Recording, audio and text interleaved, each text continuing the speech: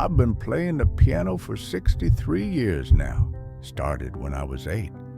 My mother saved for 3 years to buy that upright piano. It wasn't much.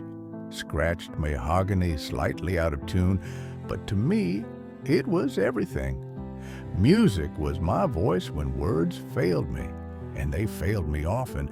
I am what they now call on the spectrum. Back then, they just called me difficult, odd, the boy who wouldn't look you in the eye but could play Chopin after hearing it once. I met Clara at Juilliard.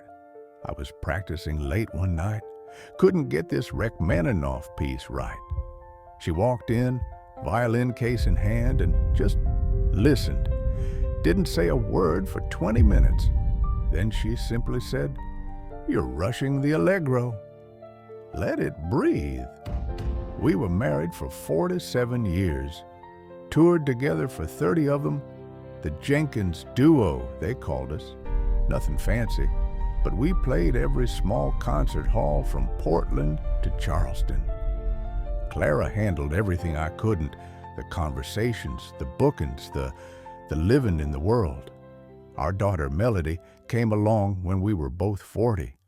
A miracle, doctor said. She inherited her mother's smile and my fingers.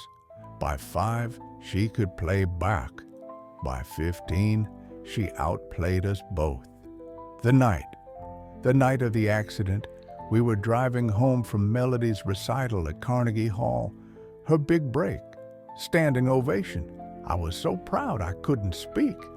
Clara did all the talking, as usual. It was raining.